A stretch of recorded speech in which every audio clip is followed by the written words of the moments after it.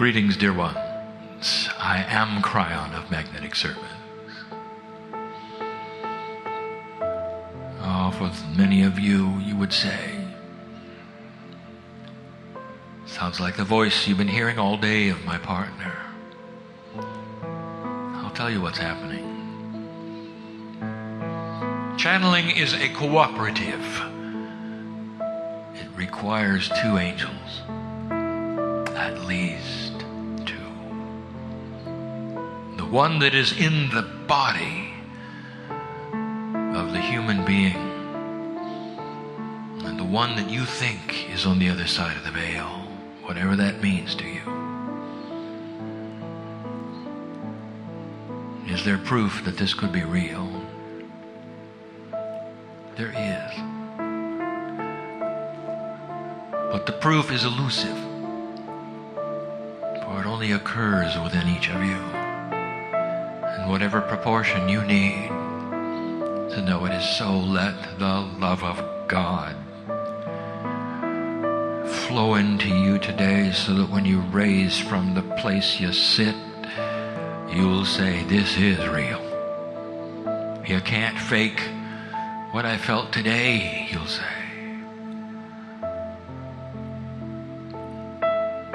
Spirit is very aware of everything that's going on. Everything. We are not apart from you even for a moment. The biggest test of life is for you to understand that. The biggest aha and realization that any of you could have is when you push open that door and find that we've been there all along. You find brothers and sisters and friends, a relationship that you somehow knew was there, that you feel so comfortable with, but that you'll go out of your way to deny all your life until it really comes to a point where you can't anymore. I suppose that is the Kryon message, and always has been. That there will be some who awaken and some who do not to the potentials on the planet, and those who do not will be not judged, and those who do not will not be put in another category, and those who do not will not have anything bad happen to them that is apart from those who do, for that would be unfair, it would be judgmental. But I'll tell you, those who do, and they push on the door, and they have the communication, and they have the intuitiveness that we speak of, often know through that intuition where to be at the right time.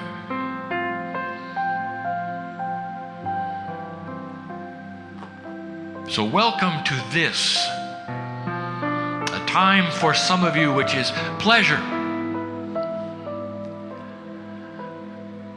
for others of you which is learning. We are very aware of what goes on here today. We know why you're here. We know of the ship that you are upon. We know the destination of where you're going, and we know each of you intimately. And we know of your lives. We know of the difficulties, the challenges. We know the secrets. And there is no judgment of any. There are those who say, if this is truly what's happening, I'm just a little uncomfortable. You're always around me. What if I want some privacy? Impossible. Because privacy is not anything that is known in the universe by creatures like you. You are angelic, divine. You're always a group. There are always those around you. You are never alone. And you've heard that before, haven't you? Just a little teaching today, some little reminders that we should get to. After we tell you that this is a sweet place, we're aware of the music. We're aware of the captain, even if he is not aware of us. Listen to me. Dear human being, you're not what you seem. Do you understand? understand why you're here. Maybe it's so that you could take a few days off and really listen to the voice inside you. Oh, not the one coming from my partner, and not even the one coming from the other side of the veil that you call Kryon. But a cosmic connection where all of the truth on earth resides in every cell of your body, should you ask for it. Masters each you are. That's what we teach. And some of you know that I'm right. There are those who sit in this place who have healed themselves, who otherwise might have passed on. Did you know that? Did you know that there are 3 of you here that may not have been here if you had not had the free choice to change your contracts? Did you know that? And you know who you are.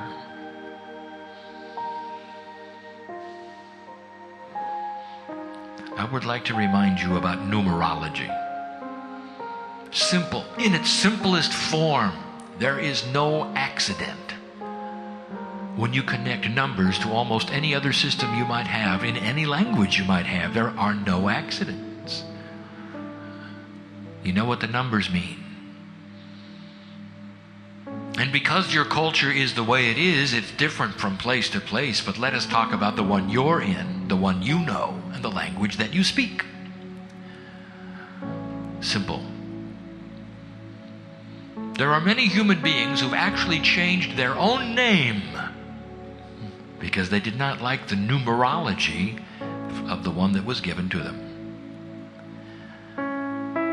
And that numerology is often done in the simplest form that anyone could understand. You assign a number in the alphabet to the letter. A would be 1, Z 26. And using that simple system, which is not anywhere near as accurate or complex as some of the more profound ones, even it will give you the energy of basic names.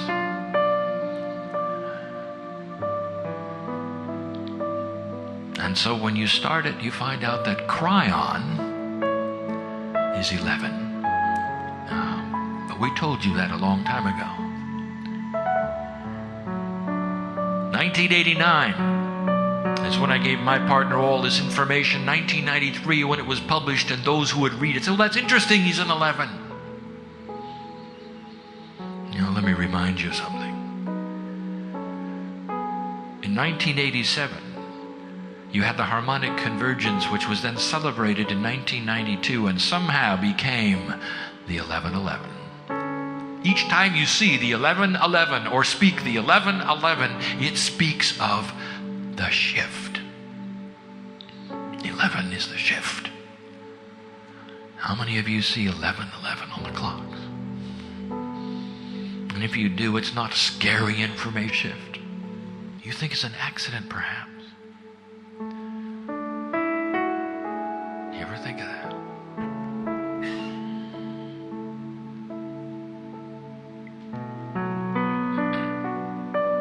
Here you are in the 11 energy. Let me give you a lineage of storms.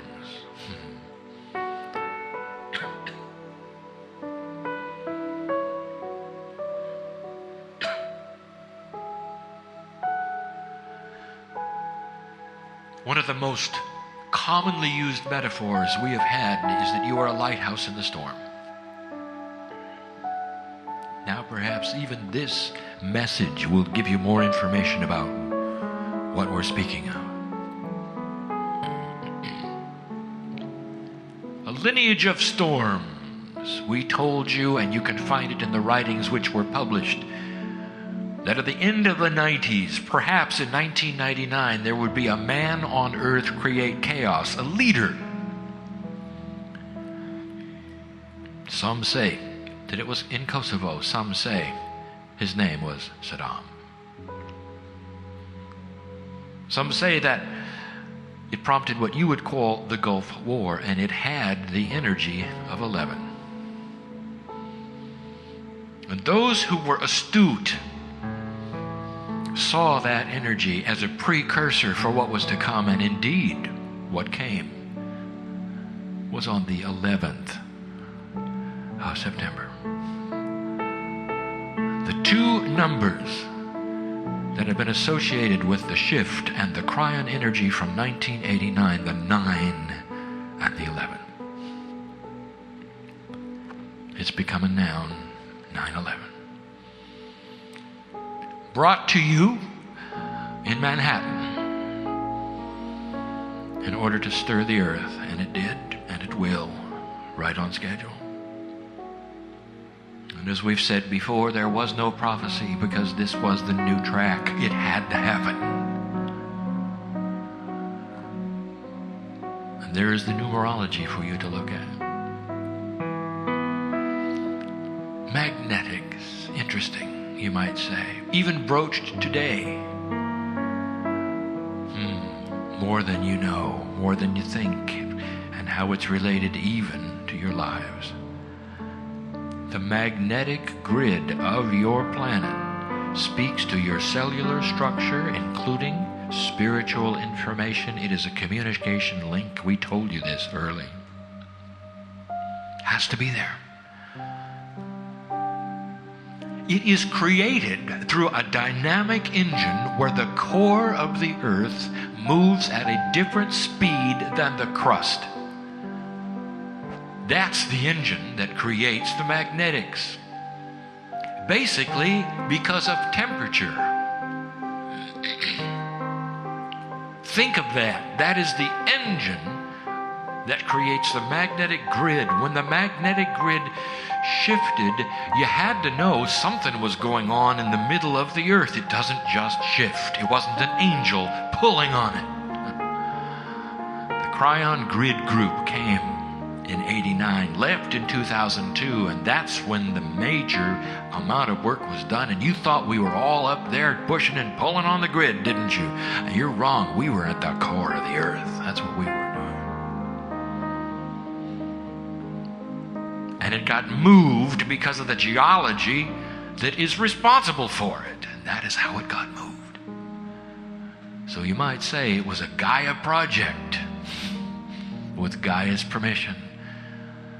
It actually changed the Akash energy, which is defined often as that energy which is the potential connection to you and your higher self. Ascension energy, the Akash of the planet. All of that appropriate. And then you had the tsunami. And you might say, how is this appropriate for the earth? I will tell you, it had to happen. The earth had to shift in that fashion, in that way, in order to cooperate with the speed differences that we were creating between the core and the outer crust. And that is what changed. And that is why the grid is like it is today. And that is why the tsunami happened at all. Well, Kryon, it isn't fair. All of the human life that was seemingly wasted. As many times as we tell you this, you won't understand how death like that could be appropriate. I'll tell you, dear ones, that all of those precious souls knew of the potential. And they all came in willingly. And what does that tell you about the courage of the angels? Like you, who come in. I'll tell you, there's a difference between you and them. But they had it easy. They just came and they went. Some of them precious souls, tiny, they just came and they went. Ask them now. They're very happy. You're still here. I'll tell you who made the hard decisions.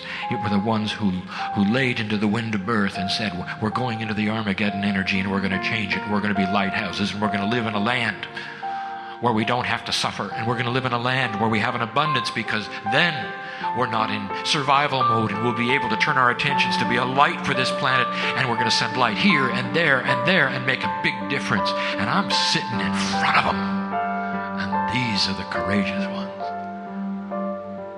What really scares you? Well, we'll talk about that in a minute. The tsunami generated more compassion for this planet than anything had since you've been alive. And all of the compassion went into the earth, and that's the reason that it was benevolent. In a way you don't understand. The death of children, can't understand it. You won't understand it. Because you have a pure heart. One in duality, one that loves life. We understand. You don't see it unless we do. Life never ends. Real life begins when this one ends. You're so restricted here. You want to know what real life is? It's when you're on the other side of the veil in a relationship with God that lets you see who you truly are. And now, Katrina. And we say to you, dear human beings, when are you gonna get it?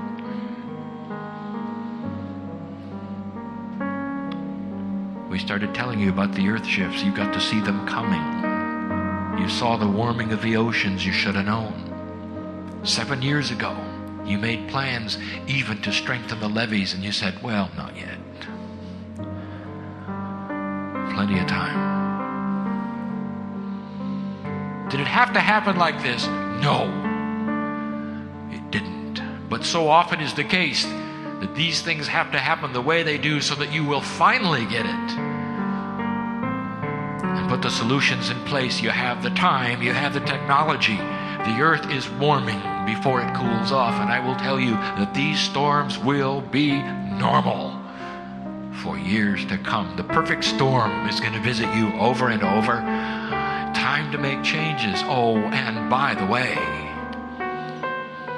how many of you did the numerology on Katrina? Guess what? It's an 11. All part of the shift, all part of the appropriateness. How can death and destruction be appropriate, dear Kryon? It's about free choice, dear human beings, to believe or not believe, to prepare or not prepare. How many, watch, will go and challenge nature to do it again? Pump out the city, make it wonderful so it can happen again. What are you going to do with the levees? Oh, you're so linear. And all the planning that goes into correcting the mess and soothing the hearts of the lost, those who lost their loved ones. They'll just go home and let it happen again. And you say, well, no, we're gonna strengthen the levees. Better do it quick.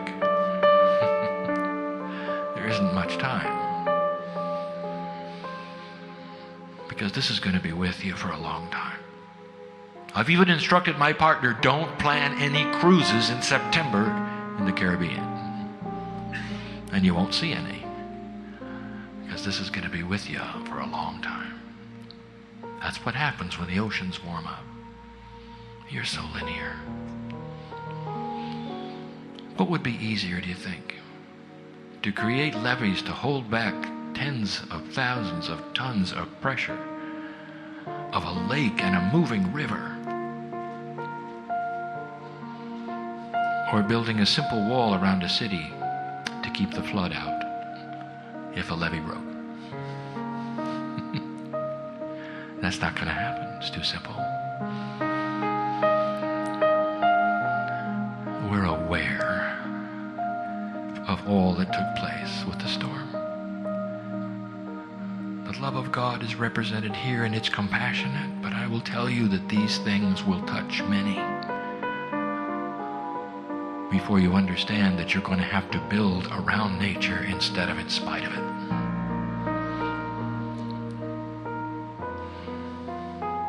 Then there are those who say, well, let's talk about a real storm. What is the greatest storm you can think of?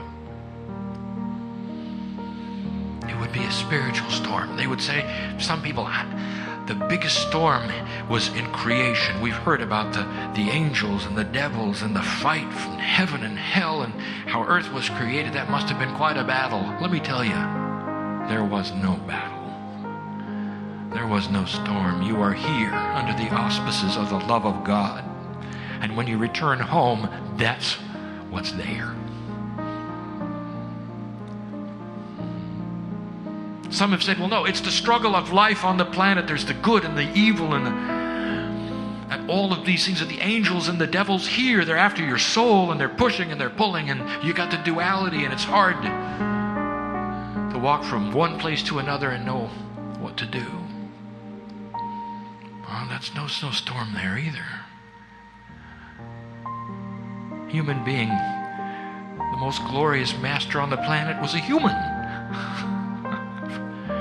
The best, most divine things on the planet have come right out of human cellular structure, and the most evil, decadent things you can imagine, the blackest of the black, the most awful, also belong to the human being. It's you with you. That's a storm? Not really. That's just human nature. You live with that all the time. No, there's something bigger.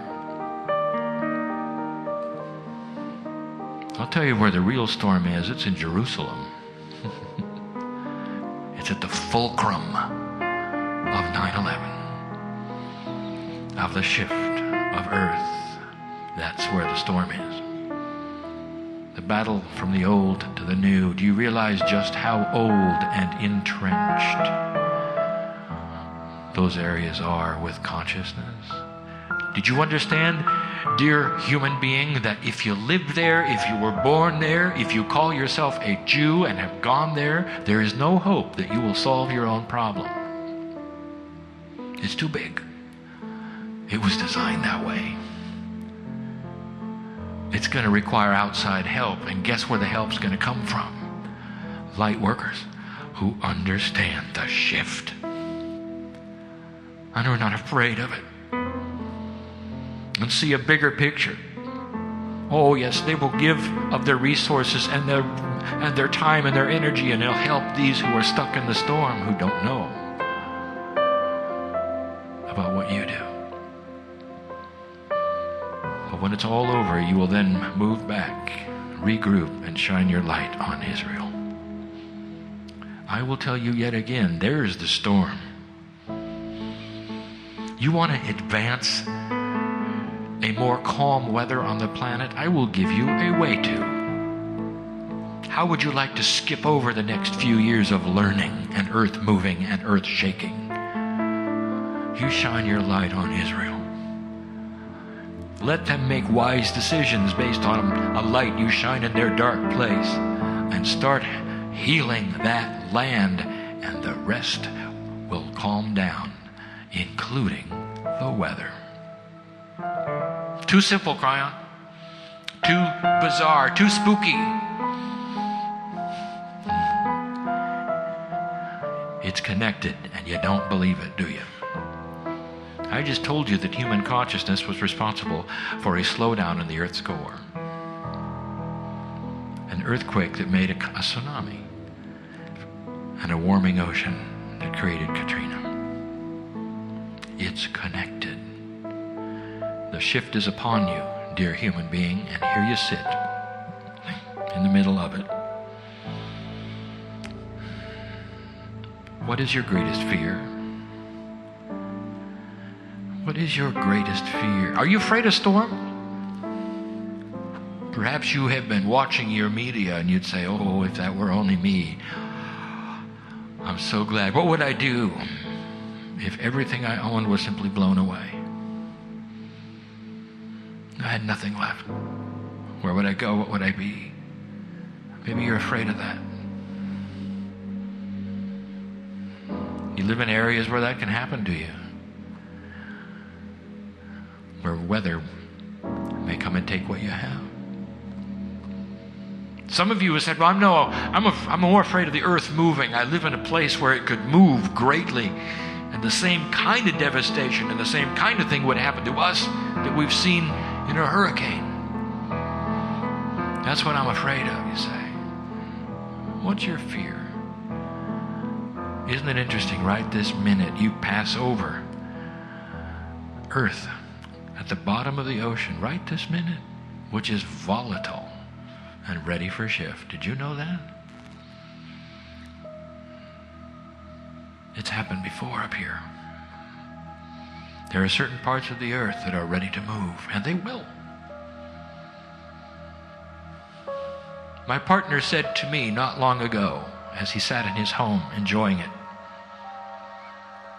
"Dear Kryon, I don't want to lose my home. I don't want my city in ruins. I don't want the big earthquake to happen in California. Is it appropriate to pray that it does not happen?" And I said to my partner, "No, it is not appropriate." And he said, "What is appropriate?" And I said,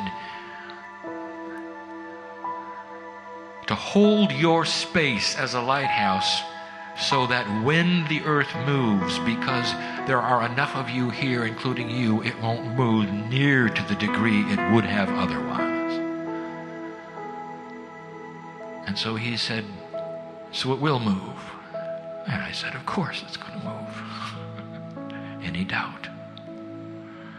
And then I said to my partner, "If you lost everything,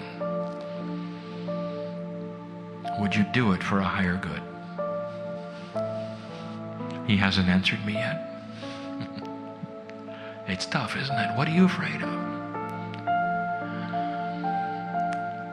Let me give you something to think about. Blessed is the human being that knows that there is no loss when they accept the love of God in their life. You can have peace over the most amazing things that take place and walk from place to place, realizing that what you have is your divinity and everything else doesn't matter. Just stuff. What are you afraid of? There is no energy on the planet that can take your divinity. What are you afraid of? Things? Death, perhaps? Oh, you've done that many times. That's just moving from one energy to another energy. Oh, I understand the humanness of it. All right, understand this. You're here for a reason, and we don't need you to leave and grow up and take 20 years to get here again. We need you to stay here now, dear human beings, and shine your light so completely that if and when such a thing should ever happen where you are, that your light will be so strong that it will be less severe where you stand. And in the future years, maybe some of you will be put in a place where you'll say, "This is what Kryon was talking about." You're connected to everyone in this room. Did you know that? And they'll know you. They'll remember this cruise. They'll remember these words this day, and they'll think about you. And you'll be instantly connected to everyone here. That's the way it works. You are in the middle of the shift. If you want to send any kind of light anywhere, you will send it to those in charge who are supposed to have the wisdom of planning. For them to understand there is no way they can thwart this nature. It is changing. It is shifting. This is not a renegade storm. This is the new paradigm. And we told you it was coming, and here it is. There'll be another one. And even another one. Maybe it's time to cooperate with the Earth's energy and say, how can we build differently? How can we do things that make more sense than trying to hold back nature? Why don't we somehow do something that actually cooperates with it but keeps us in safety? Those are the plans you should be looking at, and they're there, and they're smart, and they're wise, and no one has thought of them yet. Because they're new paradigm thinking for protection. When you start doing these kinds of things, then you won't have the catastrophe that you had. There are certain kinds of building that you can do that will sustain themselves during these kinds of winds. No one has ever yet thought of building an aerodynamic home, have they? Every home that you see made of matchsticks and built to have the roof pop off. How interesting. You get a few of those being built on the coast, and when you see that they don't blow away, it'll be a new kind of funny-looking house. Watch for this. Should you choose to accept the wisdom of it. Think of it, an aerodynamic home. The more the wind blows, the harder it blows, the more it's pushed down into the earth instead of lifted up. All the technology is there. So many things for you to do that are there that will cooperate with a new paradigm instead of forcing it into one way or another. I'm almost finished. This doesn't have to be a long message.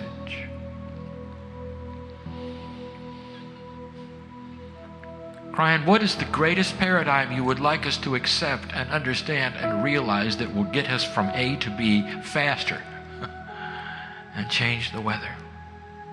And I'll say to you, funny you should ask. Angels, what are you afraid of? You afraid of somebody's going to rip the love of God out of your heart? It can't happen. It cannot happen. You are completely 100% protected in that aspect. You're never alone. Accept the new paradigm that you are more than you seem.